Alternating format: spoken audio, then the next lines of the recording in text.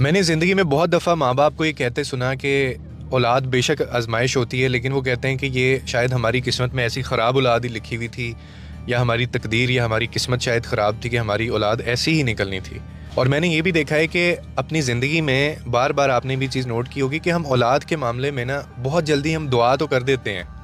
دعا کو ہم یاد رکھتے ہیں، لیکن بہت دیر سے رسپانسبلٹی ہم جو ہے وہ لیتے ہیں اس چیز کی۔ یعنی بچہ پیدا ہونے سے پہلے ہم درسگاہوں پہ بھی جاتے ہیں، درگاہوں پہ بھی جاتے ہیں، مسجد پہ بھی جاتے ہیں، ہم دعائیں بھی کرواتے ہیں اور اس کا ذکر خوب کرتے ہیں، لیکن جیسے ہی وہ بچہ ہمارے ہاتھ میں آتا ہے نا تو ہم یہ سمجھتے ہیں کہ لو جی اب تو ساری چیزیں ٹھیک ہو جانی ہیں، اب میری ذمہ داری یہاں پہ ختم ہے، ٹھیک ہے۔ اور کیا کرتے ہیں ہم اپنی خود وقت دینے کی بجائے اس کے ہاتھ میں موبائل دے دیا،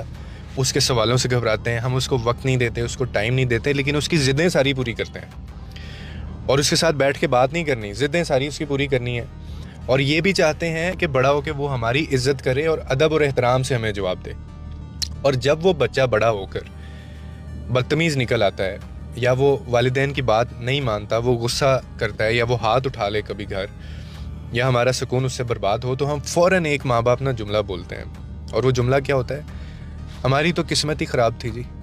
میری تقدیر میں شاید یہی لکھا ہوا تھا۔ حالانکہ سچ یہ ہے کہ قسمت خراب نہیں ہوتی، ہماری تربیت کہیں نہ کہیں خراب ہوتی ہے اور راستے میں ہماری آ جاتی ہے۔ میں نے ایسے والدین بھی دیکھے ہیں کہ جن کے پاس نا اولاد کے لیے مہنگے کپڑے، مہنگی چیزیں، ان کی ہر خواہش پوری کرنے کا وقت تھا، لیکن اس کے ساتھ بیٹھ کر نماز سکھانا، دین سکھانا، مذہب سکھانا یا اس کے ساتھ کوالٹی ٹائم سپینڈ کرنا، اس کا وقت ہمارے پاس نہیں تھا۔ اور پھر کیا ہوتا ہے کہ وہی اولاد جب ہمارے ایک دن سامنے کھڑی ہو جاتی ہے یا ہمیں وہ آنکھیں دکھاتی ہے اور ہماری ہی وہ تربیت ہوتی ہے،